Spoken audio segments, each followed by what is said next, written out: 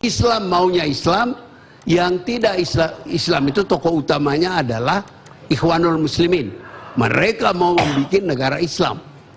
Sementara itu di sana meskipun tidak sebanyak anggota Ikhwanul Muslimin, ada cukup banyak orang berpengaruh yang takut kepada negara Islam. Di Mesir itu, orang Indonesia tidak banyak tahu, jumlah orang Kristen di Mesir, Koptik, itu lebih besar daripada jumlah orang Kristiani di Indonesia. Dan orang liberal banyak. Anda masih ingat nama El Baradei, Direktur Jenderal Tenaga Atom PBB, itu tokoh liberal dan banyak. Begitu. Nah, orang-orang ini terdesak setelah Mursi menjadi presiden. Ikhwanul Muslimin berkuasa, mau memaksakan negara Islam. Orang-orang ini bersatu datang ke Tangsi. Ini juga terjadi di Bangkok yang saya tulis dan insya Allah akan diterbitkan November nanti. Ketika mereka ribut, tidak ada persatuan. Satu loyal kepada raja, satu kerakyatan. Pengikut raja melawan pengikut Taksin. Ketika mereka ribut, tembak-tembakan di kota Bangkok, akhirnya mereka semuanya datang ke militer, minta kau uruslah negeri ini, kami tidak bisa akur. Gitu. Nah, Indonesia itu beruntung, sangat beruntung dengan ada Pancasila. Tapi sekali lagi harus diingat, Pancasila itu seperti juga undang-undang dasar kita.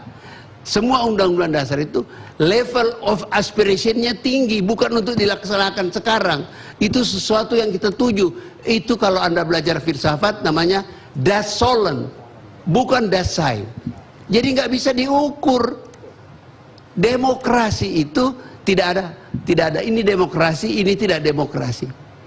Yang ada adalah berapa demokrasi Amerika dibanding dengan Inggris, dibanding dengan Jepang, dibanding dengan India, dibanding dengan Indonesia. Jadi kalau kita tidak mengerti itu, maka kita akan kecewa terus.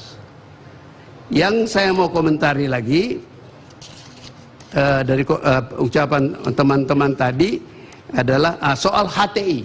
Saya punya pengalaman pribadi. Saya pernah diajak bicara oleh tokoh-tokoh HTI di sebuah restoran Padang di Matraman. Saya bilang pada mereka, saya ini profesor politik, saya tidak ahli agama. Pengetahuan saya tentang Islam sebagai orang Islam cukup untuk diri saya sendiri, tidak saya dakwakan. Tapi sebagai profesor politik, saya mau bilang pada Anda bahwa kekhalifahan itu imperium. Ya, ada imperium Romawi, ada imperium Rusia, ada imperium Ottoman Empire, ada imperium Cina di zaman dulu. Semua ini sudah berakhir ketika muncul konsep nation state yang muncul di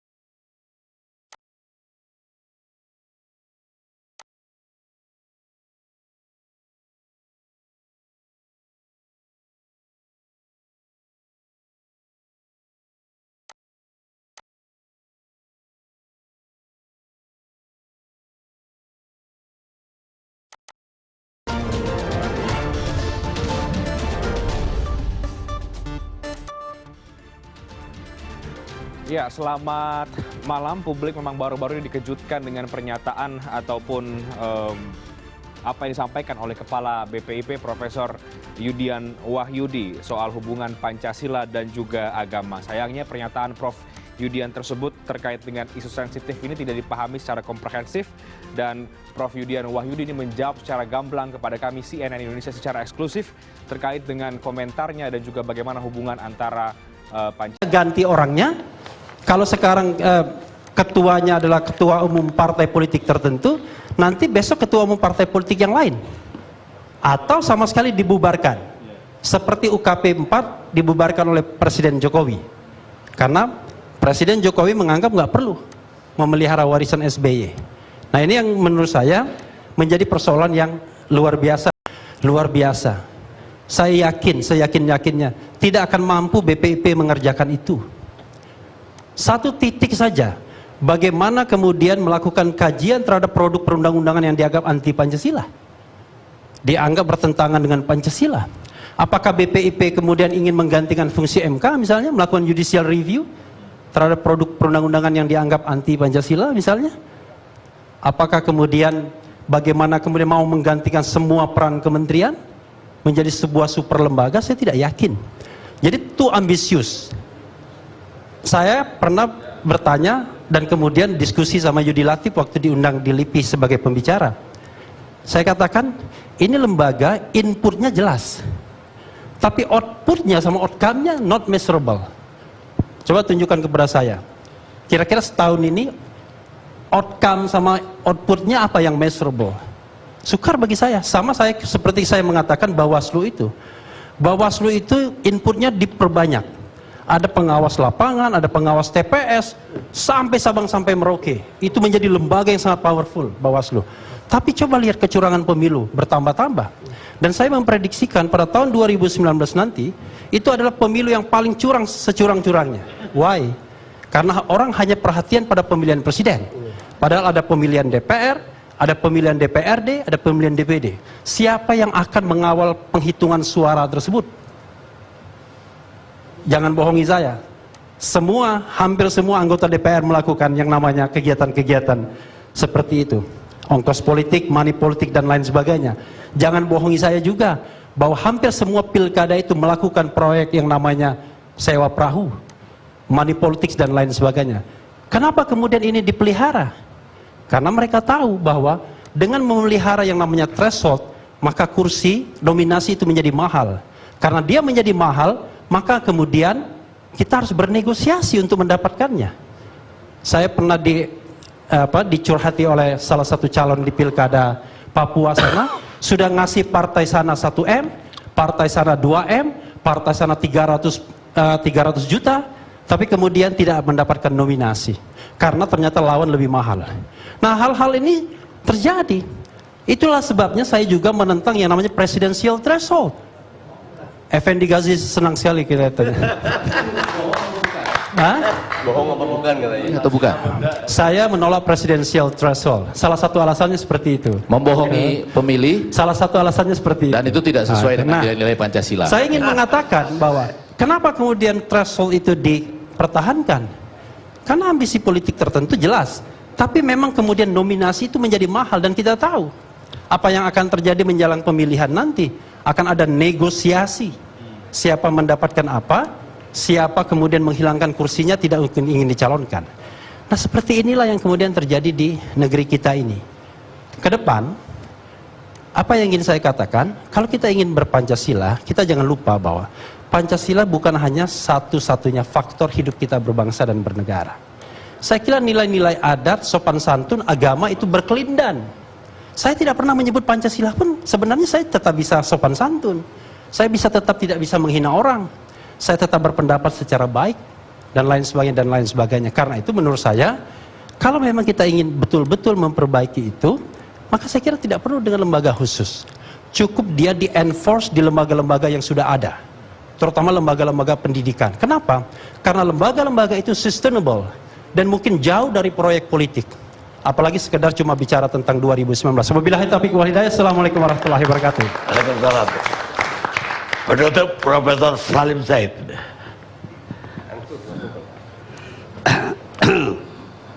Ini sudah tengah malam. Di Papua orang sudah sahur. Sudah sahur. Oke. Tapi di Jakarta kan masih ada waktu. Kita anggap pertandingan MU lawan Barcelona kemarin. Real Madrid. Oke.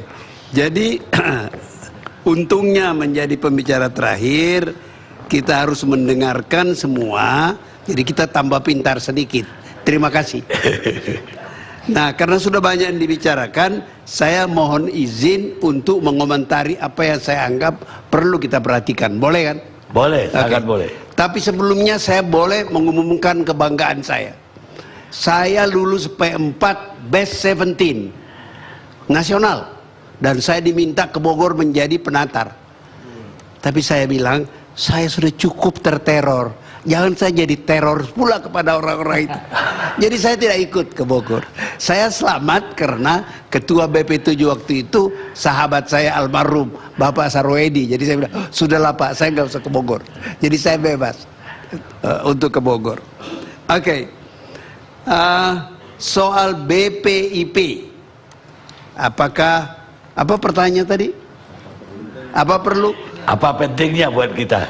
Ya, negeri ini kan carut marut. Salah satu ciri carut marut itu orang sudah lupa Pancasila. Jadi kalau ada yang bisa dilakukan BPIP untuk memperbaiki sedikit pelaksanaan Pancasila, pasti tidak bisa banyak. Itu sudah cukup bagus. Mudah-mudahan generasi berikutnya ada lagi. Pasti namanya lembaga itu lain lagi kalau presidennya ganti. Orang Indonesia kan begitu. Ganti presiden, ganti sistem, ganti. Enggak apa-apa. Pokoknya ada usaha sustainable untuk memperbaiki bagaimana kita melaksanakan Pancasila. So, itu yang paling kacau sekarang. Pasti itu yang paling kacau sekarang. Saya pernah mengatakan di ruangan ini pada satu acara ILC itu, saya mengatakan Indonesia itu tidak maju karena nggak ada yang ditakuti. Tuhan pun tidak ditakuti. Bisa nggak BPIP ini perlahan-lahan membuat orang Indonesia itu ada rasa takut aja. Nggak usah takut pada Tuhan secara konkret. Takut sama siapa yang ketua KPK itu, Agus siapa namanya? Takut sama Agus Raharjo misalnya. Barangkali perlu kita bikin patung Pak Agus Raharjo, pasang di DPR. Jadi anggota DPR kalau masuk, seperti kita kalau naik kendaraan keluar lihat patung polisi, takut kan? Siapa tahu itu akan menolong. Kalau tidak, kasihan negeri ini. Jadi in prinsip saya tidak ada keberatan dengan BPIP ini. Yang harus kita lihat nanti apa sih yang dia kerjakan. Jadi saya usul kepada teman-teman BPIP ini, terutama Pak Mahfud, supaya setiap minggu kalau bisa ada pernyataan dari kalangan BPIP tentang apa yang terjadi di Indonesia dan mereka komentari. Misalnya tadi ada kasus seperti yang dialami Pak siapa namanya tadi yang dari Semarang nih, Pak Suteki ini, kan itu masuk koran. Oke. Kebetulan anak saya itu mahasiswa di Diponegoro. Oke. Nah, itu BPIP memberi komentar dong. Atau misalnya ada kritik apa tadi itu ganti presiden, oke? Itu boleh apa enggak menurut Pancasila, oke? Nah, bisa saja lalu orang-orang itu mengatakan, loh, itu sekarang kita kalau dituduh kampanye, lah itu presiden dan para calon wakil presiden pasang baliho di mana-mana, bisa nggak dibandingkan, misalnya. Nah, dengan cara itu BPIP membangun wibawanya sebagai pihak yang kita anggap lebih tahu Pancasila dari kita. Itu adalah cara membangun. Kenapa? Pancasila itu dari dulu itu sesuatu yang selalu terancam. Saya suka bergurau kalau masuk ruangan ada gambar Garuda, saya mengatakan inilah binatang yang paling terancam di Indonesia. Selalu ada ketakutan kepada Pancasila, itu satu. Kedua, yang banyak, ya maafkan ucapan saya ini. Saya ini kalau bicara terlalu terus terang, jadi siapa tahu saya diadukan nanti ke polisi menghina gitu. Bapak polisi, saya nggak mau menghina, maaf ya. Saya mau bilang, yang ngaco Pancasila ini orang-orang yang mestinya menjaga Pancasila. Tadi saudara Rafli sudah menjelaskan. Saya pernah menjelaskan di sini bagaimana Bung Karno menciptakan Pancasila hebat, ya, atau salah satu pencipta Pancasila hebat. Tapi beliau pula yang meras-meras Pancasila dari Pancasila, Trisila, Ekasila, dan menumpanglah nasa kaum di situ. Akibatnya apa? Huru-hara 65. Berapa banyak bangsa kita yang mati. Sebagian besar orang itu tidak tahu mengapa dia harus mati. Dia anggota PKI, wong dia PKI legal kok waktu itu. Kira-kira seperti itu. Jadi kembali lagi nih hubungannya dengan elit. Datang Pak Harto kan seperti itu lagi. Seperti tadi kata siapa barangkali Pak Refli tadi mengatakan 5 tahun pertama, saya ingat betul, saya aktivis mahasiswa waktu itu, bagus sekali, responsif. Tapi setelah pemilu sudah yakin konsolidasi politik, jalanlah beliau memerintah dan menjadi-jadi ketika anak-anaknya sudah besar. Beliau sayang sekali kepada anaknya dan itu humane, begitu ya. Bahwa akibatnya lain, ya itu soal lain. Nah, saya punya kecemasan BPIP ini. Ini kan dibikin oleh Pak Jokowi. Begini,